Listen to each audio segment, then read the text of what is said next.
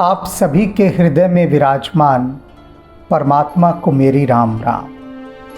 एक शब्द है पूर्व धारणा। अब नहीं समझ में आ रहा होगा यह शब्द, अंग्रेजी में समझाता हूँ, क्योंकि हमारे भारतवर्ष में अब प्रत्येक बात अंग्रेजी में बहुत सुविधा से समझ में आ जाती है, हिंदी में नहीं आती। संस्कृत तो भूल ही जाइए। तो पूर्व धारणा को कहते हैं कंडीशनिंग माइंड, यानी मन की एक कंडीशनिंग हो चुकी होती है। पूर्व धारणा, पूर्व माने पहले वाले, धारणा माने सोच, जो धारण कर लिया, यानी पहले मन में एक सोच बन चुकी। अब वो सोच कभी बदलती नहीं है। यदि मन कुछ नई चीज़ देखता है तो वो जो कंडीशनिंग माइंड है, वो माइंड क्या सोचता है, वो कंडीशनड हो चुका है। वो कहता है नहीं, इससे अलग तो ये चीज़ हो ही नहीं सकती। तो वो उसकी पूर्व धारणा वहाँ पर काम करती है। अब यहाँ पर गरुड़ जी के भीतर भी एक पूर्व धारणा बनी हुई थी।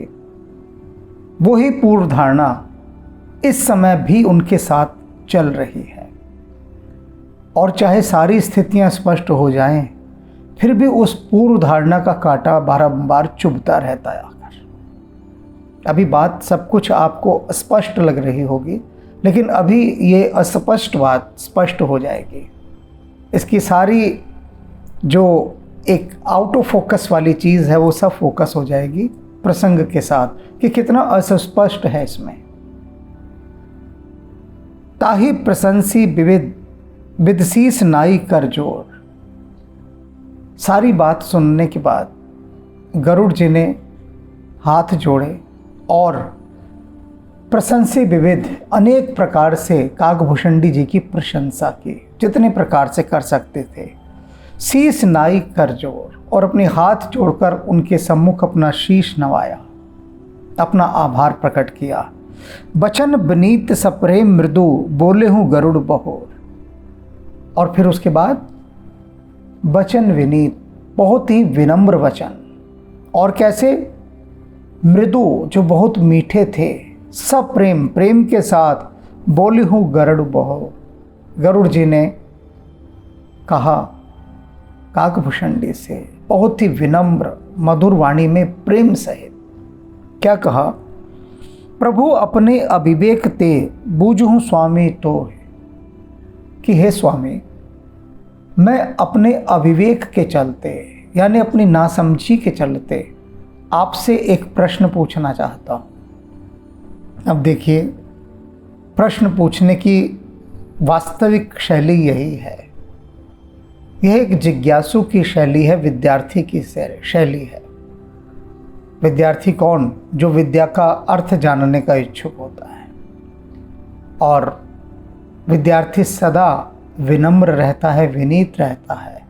उसी विनम्रता के चलते गरुड़ जी क्या पूछ रहे हैं कि मेरे भीतर एक अविवेक है, यानी नासमझी है, मूर्खता है, जड़ता है। उसी मूर्खता, जड़ता, नासमझी, अविवेक के अंतर्गत एक प्रश्न उठ रहा है, वह मैं पूछना चाहता हूँ। प्रत्येक प्रश्न को पूछने के ढंग होते हैं, और वह ढंग बता देता है कि आपके भीतर क्या है। वह ढंग बता देता है। अब अनेक भक्त मुझसे प्रश्न पूछते हैं। भक्ति कहूँगा सभी को, सभी भक्त हैं। कहते हैं ये बताओ, ये तुम्हारे राम ने वाली को छुपकर मारा है? वैसे तो तुम लोग ढोल पीटते हो। कहने वाला हिंदू है, समझ लीजिए, हिंदू है, हिंदू घर में पैदा हुआ है, और राम के प्रति उसकी शब्दावली देखिए कि ये जो तुम्हारे राम है, तो तुम्हारा क्या है भैया? तो ये हिंदुओं में ये चीज़ पाई जाती है, बहुलता में पाई जाती है, कि हिंदू अपने ही आराध्यों से, अपने ही आधार स्तंभों से, अपने ही भगवानों से इतने नाराज़ रहते हैं कि उनको पराया घोषित कर देते हैं। तो कहते हैं अनेक भक्त मुझसे कि ये जो तुम्हारे राम है, कहते हो कि बड़े शक्तिशाली हैं।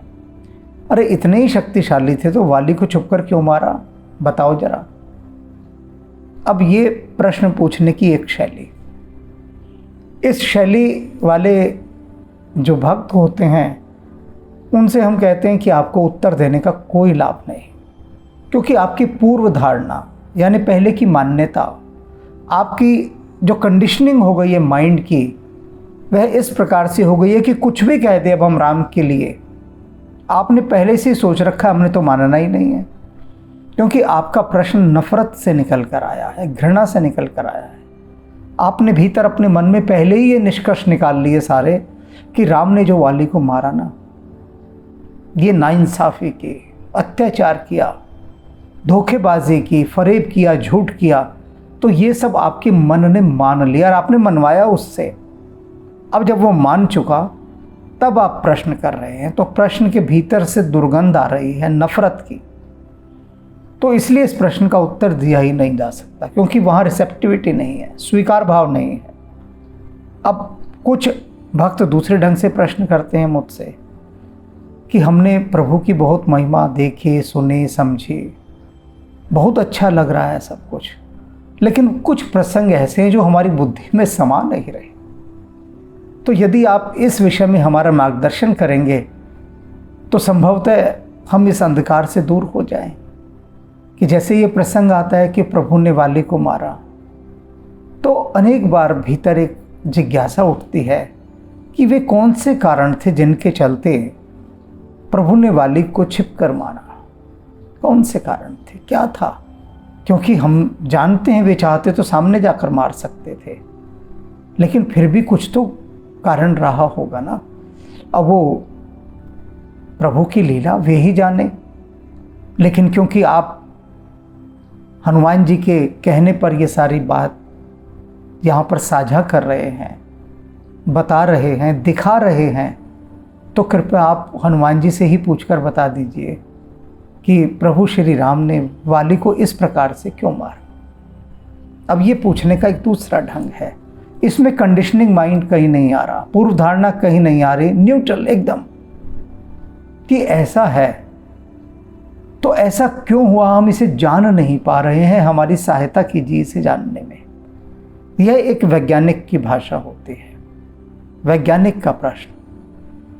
अनेक जो लोग प्रश्न करते हैं कि हम तो नहीं मानते भगवान है, आप सिद्ध कीजिए।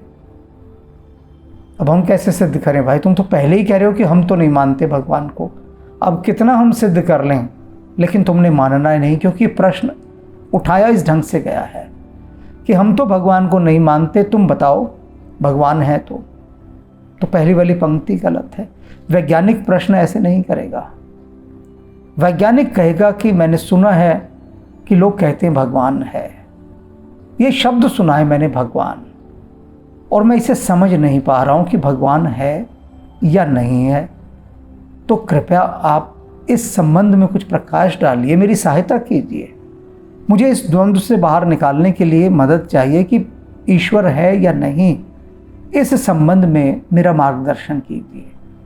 तो ये होता है एक ईमानदार सवाल कि भीतर कुछ नहीं रखा, ना नफरत रखी ना प्रेम रखा, न्यूट्रल क्वेश्चन। ये लोगों को करने नहीं आते।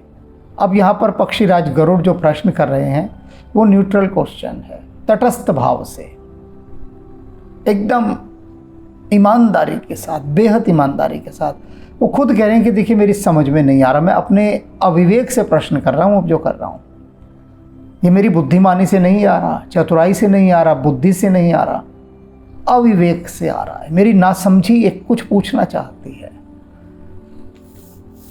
ज्ञान बिरत विज्ञान निवासा, रघुनायक के तुम प्रिय दासा।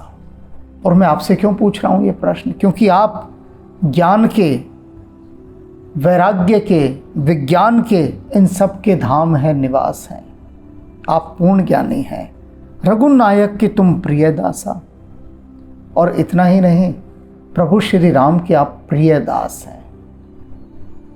जो राम का प्यारा होगा, राम जिससे बहुत अधिक प्रेम करते होंगे, तो निश्चित रूप से वह सारी बातें जानता होगा।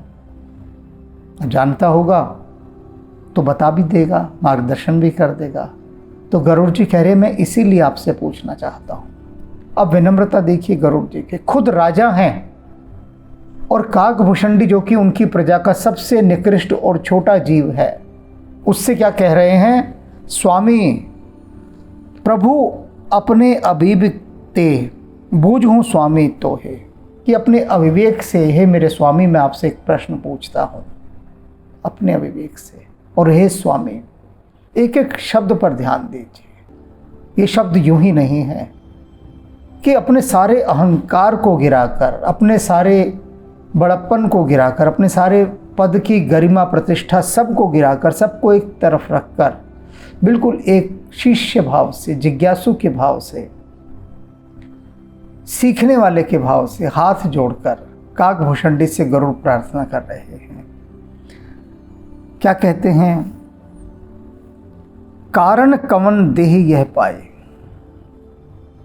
अब देखिए प्रश्न कितना प्यारा है। ये वही प्रश्न है जो पार्वती ने शिव से किया था। शिव ने कहा काकभूषणी तो प्रभु श्री राम के बहुत प्यारे हैं, बहुत प्यारे। उनको तो उनके साक्षात दर्शन हुए हैं, ज्ञान विज्ञान हर चीज उनके पास है, सब कुछ, परम ज्ञानी है वे, परम ज्ञानी। और जिस क्षेत्र में वे रहते हैं वहाँ माया का प्रवेश वर्जित है। तो पार्वती कहती हैं कि हे नाथ, इतनी ही अधिक उनकी पात्रता है, योग्यता है, इतनी अधिक, तो फिर कौवे का शरीर क्यों मिला? यदि राम की भक्ति करने के बाद भी, राम का इतना प्रिय होने के बाद भी अगर शरीर कौवे का ही मिलना है तो क्या लाभ है ऐसी राम की भक्ति का? अरे रूप तो कम से कम सुंदर दिया जाए ना, मिस यूनिवर्स या मिस्टर यूनिवर्स का ऐसा रूप तो मिले। राम की भक्ति की है भाई। अब पार्वती के मन में भी संदेह, और वही संदेह यहां पर गरुड़ के मन में भी आ गया। भीतर काट रही थी ये बात, चुभ रही थी, कांटा सा एक रिड़क रहा था।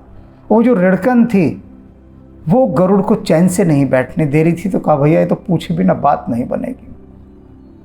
और कहा कि महाराज, हे प्रभु, आप राम के दास हैं, प्रिय हैं, सब कुछ आपके पास है, लेकिन ये कौवे का शरीर आपको क्यों मिला? क्या कारण है? कारण कवन देहि यह पाई। कौन सा कारण है जिसके कारण आपको ये देह मिली? तात सकल मोहि कयूं बुझाई। हे तात, ये सारी बात मुझे, सारी बात मुझे अच्छे से बुझाकर कहिए। बुझाकर माने डीपली एक्सप्लेन करना। समझ में आ रहा है ना? अंग्रेजी साथ साथ बता रहा हूँ, कुछ थोड़ी थोड़ी शब्दावली अंग्रेजी की बतानी पड़ती है, क्योंकि अनेक भक्त हैं वो कहेंगे बुझाई वाले क्या, कोई आग बुझा दी क्या? हाँ, आग बुझा दी। ये जो बुझाई शब्द है कि जो प्रश्न की आग लगी हुई है भीतर, आग जला रही है, उसे बुझाना है अपने उत्तर से। तो शब्दावली देखो कितनी एकदम परफेक्ट है, सटीक है। उस शेड को लिखिए, एक एक शब्द उस शेड पर फिट बैठता है बिल्कुल। बुझाई, वही शब्द है बुझाई का, बुझाना, आग बुझाना, प्रश्न की आग बुझाना। तो कह रहे हैं कि डीपली एक्सप्लेन करो इस बात को, अच्छे से बुझाकर आप मुझसे कहिए क्यों आपको ये कौवे की देह मिली। रामचरित सर सुंदर स्वामी, पाए हूँ कहाँ कहूँ नवगामी। कहते हैं कि ये जो सुंदर राम कथा का जो सरोवर है, अति सुंदर, ये आपने कहाँ से पाया? कहाँ से आपको ये राम कथा मिल गई? पाए हूँ कहाँ कहूँ नवगामी। हे नवगामी, हे नवचर, मुझे बताइए कहाँ से आपने ये सब प्राप्त किया और क्यों आपके पास ये कौवे का शरीर है? बदल देना चाहिए, सब कुछ कर सकते हैं आप, कोई कठिनाई नहीं है। यदि आप राम जी से कहते तो राम जी आपको एक सुंदर शरीर दे देते। आपने तो उनसे कुछ कहा ही नहीं। इसी शरीर में है, कौवे के शरीर में। क्यों? नाथ सुना मैं अस शिव आही। अब एक बात और कह रहे हैं गरुड़, कहते हैं मैं भगवान शिव के पास गया था और आपके संबंध में भगवान शिव से मैंने अनेक बातें सुनी, लेकिन उनमें से एक बात ऐसी थी जिस पर मैं ठहर गया, ठहरना पड़ा मुझे। और वो भगवान शिव ने बात कही है। क्या कहा? महाप्रलय हूँ नाश तब नाही। कि चाहे महाप्रलय हो जाए, लेकिन महाप्रलय में भी आपका नाश नहीं होगा। एक तो प्रलय कहते हैं, लोग कहते हैं ना कि ऐसी बाढ़ आई कि लगता है कि प्रलय आ गई हो। लेकिन एक महाप्रलय होती है, उसमें कुछ भी नहीं बचता, कुछ भी नहीं, सब नष्ट हो जाता है। लेकिन भगवान शिव तो कह रहे हैं महाप्रलय में सब कुछ नष्ट हो जाएगा, लेकिन ये काकभूषणी नहीं नष्ट होगा, ये फिर भी जीवित रहेगा, ऐसे कि ऐसा रहेगा, इसे कुछ नहीं होगा महाप्रलय में भी। ये बात भगवान शिव ने कही। मुधा वचन नहीं ईश्वर कहे हैं, मुधा झूठा वचन, कहते हैं भगवान शिव मिथ्या भाषण नहीं करेंगे, झूठी बात नहीं कहेंगे कि उन्होंने कुछ झूठ कहा है। भगवान शिव हैं, वे ईश्वर हैं, वे झूठ थोड़ी ना बोलेंगे। ये बात उन्होंने कही है कि महाप्रलय में सब कुछ नष्ट हो जाएगा, लेकिन काकभूषणी नहीं होगा। ये मुदा वचन नहीं है, झूठा वचन नहीं है। भगवान शिव ने कहा है सो मोरे मन संशय आए, इसीलिए मेरे मन में एक बहुत बड़ा संशय उत्पन्न हो गया है। अब अपने संशय का निवारण, समाधान ये करना बहुत आवश्यक है। पता लग गया अब मुझे तकलीफ है, बीमारी है, दर्द है। अब आपके पेट में दर्द हो, सिर में दर्द हो, पीठ में दर्द हो, शरीर के किसी अंग में दर्द हो, पता होता है आपको कि भाई हाँ मेरे दर्द है। और पता ही होना काफ़ी नहीं होता, तत्काल आप चिकित्सक के पास जाते हैं, तत्काल कि मुझे यहाँ दर्द हो रहा है, इलाज कीजिए। तो जो वास्तविक अपने मन को ठीक रखना चाहते हैं लोग, वास्तव में अगर उनके मन में कोई संशय होता है, वो तत्काल किसी गुणीजन के पास जाते हैं और उस गुणीजन के पास जाकर कहते हैं कि मुझे ऐसा हो रहा है, मुझे ये संशय है, मुझे क्रोध आ रहा है, मुझे ईर्ष्या हो रही है, मुझे दुख हो रहा है, मुझे किसी से नफरत हो रही है। ये सवाल हम कभी नहीं पूछते जाके किसी से भी कि मुझे इससे बड़ी ईर्ष्या होती है, बड़ी नफरत होती है, घृणा होती है, मेरी इस घृणा को बाहर निकालो। हम तो कहेंगे हमारे भीतर तो घृणा ही नहीं है, संसार में हमसे अधिक प्रेम करने वाला कोई नहीं, हमसे अधिक सच बोलने वाला कोई नहीं, सबको समान भाव से देखने वाला कोई नहीं, सबका भला करने वाला हमारे जैसा कोई नहीं। हमने तो जीवन में कभी किसी का बुरा नहीं किया। एक से एक लंबी सोचिए। और गुस्सा वो तो हम करते ही नहीं है। और कोई कहता है हम गुस्सा करते हैं तो बुला के लाओ, उसकी हड्डी पसली अभी तोड़ देते हैं। कौन कहता है हम गुस्सा करते हैं? लाओ जरा बुला कर उसे। तो इतने भले हैं हम तो अपने जो मन के रोग है ना, उन्हें छिपा कर रखते हैं। तन के रोग तत्काल चिकित्सक को दिखाते हैं, यही चूक हो जाती है। लेकिन यहाँ पर पक्षीराज गरुड़ अपने इस मन के रोग को सामने रख रहे हैं। सबसे बड़े चिकित्सक है काकभूषणी, पता ही चिकित्सा कर देते हैं। तो कह रहे हैं कि भगवान शिव ने ये बात मुझसे कही और भगवान शिव झूठ नहीं बोलते हैं। अब जब वो झूठ नहीं बोलते और महाप्रलय में सबका नाश हो जाता है, तो फिर मेरे मन में संशय हो रहा है कि जब सभी का नाश हो जाता है तो आपका क्यों नहीं होगा, क्या कारण है? और ये पक्की बात है आपका नहीं होगा, क्योंकि ये बात भगवान शिव ने कही है, तो झूठ नहीं कही। तो ये दो थ्योरियां आपस में टकरा क्यों रही है? ये जो दो सिद्धांत हैं, एक सिद्धांत प्रकृति का, विधाता का, जो कहता है सब नष्ट हो जाएगा, कुछ भी नहीं बचेगा, और इधर शिव इस बात की पुष्टि कर रहे हैं कि काकभूषणी बचेगा। तो ये दो पाटन के बीच में मैं पिस रहा हूँ। ये जो आग लगी है, इस आग को आप बुझा दीजिए अपने उत्तर से। अग जग जीव नाग नर देवा, नाथ सकल जग काल कलेवा। क्योंकि मैंने यह भी सुना है कि जितना संसार है, जितना संसार, अग जग जीव, और इस जग में जितने भी जीव हैं, नाग नर देवा, चाहे वे नाग हों, नर हों, देवता हों, अर्थात कितनी भी प्रजातियां हों, कितनी भी जाति प्रजातियां जो भी हैं, जितने भी हों, नाथ, हे नाथ सकल, यह सब कुछ जग काल कलेवा, इस काल का कलेवा है। इस संसार में जो भी कुछ है ना, वो सब कुछ इस काल का कलेवा है। कलेवा कहते हैं नाश्ते को, ब्रेकफास्ट को। तो कह रहे हैं गरुड़ कि काल जब ब्रेकफास्ट करता है, अपना कलेवा ग्रहण करता है, तो ये सब कलेवा है उसका। अभी तो लंच डिनर बाकी है, कलेवा है, नाश्ता है, जिसमें वो सबको खा जाता है, सबका नाश कर देता है। अंड कटाह अमित लयकारी, और जितने भी करोड़ों ब्रह्मांड हैं, करोड़ों ब्रह्मांड, उन सबको लील जाता है, वो सब उसमें समा जाते हैं, सबको खा जाता है ये काल। काल सदा दुरित क्रम भारी। और ये जो काल का जो क्रम है ना, यह अनिवार्यतः चलने वाला है। इसका जो क्रम है ये कभी नहीं टलता। काल अनिवार्य रूप से सबको खा जाता है। ये काल की विशेषता है, उसका नियम है। तो अपना नियम वह कैसे भंग कर रहा है बिना आपको खाए? ये भगवान शिव ने कहा है कि काल सब कुछ लील जाएगा, सब कुछ अपने में समा लेगा, पी जाएगा, काकभूषणी को छोड़ देगा। बस आपको क्यों छोड़ देगा? ये संशय उत्पन्न हो रहा है। तुम ही ने व्यापत काल, लेकिन काल तुमको नहीं व्यापेगा। मुझे भी, मैं जो भगवान विष्णु का वाहन हूं, मुझे भी काल लील जाएगा। ब्रह्मा को भी, शिव को भी, विष्णु को भी, सबको काल लील जाएगा, लेकिन आपको नहीं लीलेगा।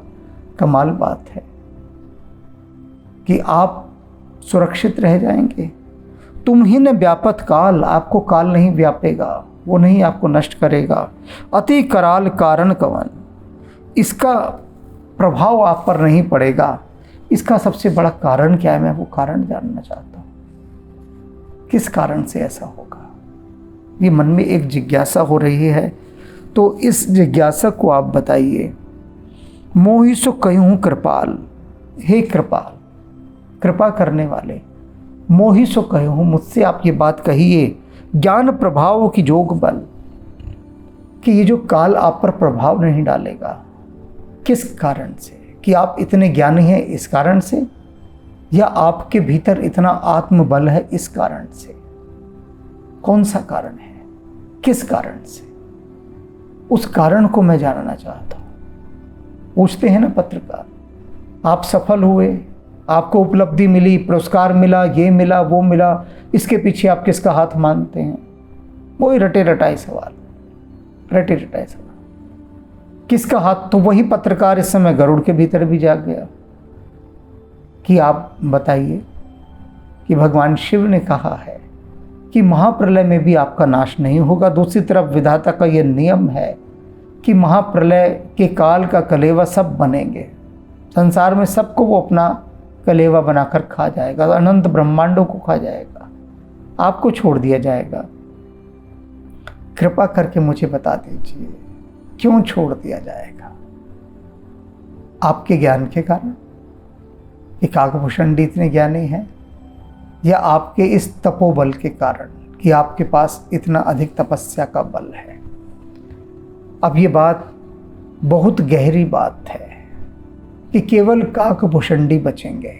और ये प्रश्न भी बहुत गहरा है कि कौवे का शरीर, भला कौवे के शरीर के लेने का क्या कारण? क्यों रहा ये कौवे का शरीर? ये मन जो है ना, कई बातों पर अटक जाता है। यही तो इसकी पूर्व धारणा है। इसकी धारणा क्या है कि यदि व्यक्ति पर भगवान की कृपा है तो उसे तो रोगी होना ही नहीं चाहिए, उसके पास तो खूब पैसा होना चाहिए कि हम तो भगवान को इतना मानते हैं और भगवान ने हमें गरीब रखा हुआ है। ये भगवान का कैसा इंसाफ है, कैसा न्याय है? तो धारणा तो यही है, पूर्व धारणा, कि जो भगवान को मानेगा, प्रभु को मानेगा, उसके पास खूब पैसा होगा, खूब स्वास्थ्य होगा, उसे कोई दुख कष्ट इत्यादि कुछ भी नहीं आएगा। ये पूर्व धारणा है, लेकिन यह सत्य नहीं है। पूर्व धारणा है, सत्य नहीं है। तो इस सत्य की खोज को जानने के लिए गरुड़ बहुत व्याकुल हैं, जानना चाहते हैं कि कारण क्या है। पार्वती तक को संदेह हुआ कि जो राम का इतना प्रिय है वो भला कौवे के शरीर में क्यों है, और एक कौवे ने राम को कैसे प्राप्त कर लिया। ये बातें हमें ये स्पष्ट रूप से बताती हैं कि राम न किसी का रूप देखते हैं, न रंग देखते हैं, न जाति देखते हैं, न पद देखते हैं, न प्रतिष्ठा देखते हैं, कुछ नहीं देखते। पिछले अनेक प्रसंगों में इस बात को बारंबार कहा गया कि राम केवल भाव देखते हैं, केवल भाव। इसलिए वे भक्त जो सदा इस बात से आशंकित रहते कि हमारा तो उच्चारण ठीक नहीं है, हमारी तो जाति ठीक नहीं है, हमारा खान पान ठीक नहीं है, तो हम क्या भगवान की पूजा कर सकते हैं? हम तो बड़े पापी हैं। तो स्वयं को इन छोटी छोटी सी चीज़ों को लेकर पापी मान लेना कि हम जिस परिवार में जन्मे हैं वहाँ मांस इत्यादि खाया जाता है, तो हम तो महापापी हैं, नीच हैं, पतित हैं, हम राम का नाम कैसे ले सकते हैं? तो राम तो ये देखते ही नहीं हैं, कहीं भी नहीं देखते। तुम क्या खा रहे हो, क्या पी रहे हो, कुछ नहीं देखते राम। राम सिर्फ आपका भाव देखते हैं कि आपकी भाव दशा क्या है, आपके भीतर के भावों में जो उदात्त तत्व है वह कितना है, आप पूरी मानवता से प्रेम करते हैं यह तत्व कितना है, आपकी जाति क्या है, आपका धर्म क्या है, इनसे राम को कोई लेना देना नहीं। और ये बात यहाँ प्रमाणित रूप से कही जा रही है कि राम कौवे को विराट रूप दिखा रहे हैं अपना। सब रह गए बड़े बड़े ज्ञानी लोग, ऋषि मुनि, संत, देवता, यक्ष, नाग, किन्नर, सब धरे के धरे रह गए। किसी को राम ने अपना विराट रूप नहीं दिखाया, सिर्फ कौवे को दिखाया। तो अब बारी काकभूषणी की है। वे बताएंगे कि क्यों उनको ये कौवे का शरीर मिला हुआ है, किस कारण से, क्या है, और क्यों उन्होंने शरीर को रखा हुआ है। और ये सारी बात अभी भगवान शिव सुना रहे हैं पार्वती को। ये सारा का सारा एपिसोड जितना चल रहा है, आप जो भी सुन रहे हैं ना, ये सारी कथा भगवान शिव पार्वती को बिठाकर सुना रहे हैं। और पार्वती बहुत ध्यान से सुन रही है, आप सब भी ध्यान से सुन रहे हैं। और ये ध्यान ही तो है जो आपको पार की यात्रा कराएगा। तो अपने इस ध्यान को लगाए रखिए, ध्यान को गहराइए, एक एक शब्दों को समझिए, पकड़िए, हृदय में स्थापित कीजिए, हृदय में समा लीजिए, जिससे आपका जो कंडीशन माइंड है वो थोड़ा ब्रेक हो जाए, टूट जाए। जो पूर्व धारणाएं हैं, इसकी पूर्व धारणाएं सदा जंजीरों का काम करती हैं, बंधनों का, उन्होंने बांधा हुआ होता है। तो पूर्व धारणाओं से मुक्त होने के लिए सजग होकर हर चीज को ध्यान से सुनिए। राम राम। सनकादित सारद शेष विशारद, तब बल को नहीं जाना। तो ही भक्त प्यारे शास्त्र पुकारे, द्रवौ सो श्री हनुमाना। त्रेता द्वापर कलि सत भूषासक, सब सुख राशि अनंता। महाकाल स्वरूपा अखत अनूपा, गोजन पालक संता। भोजन पालक संता।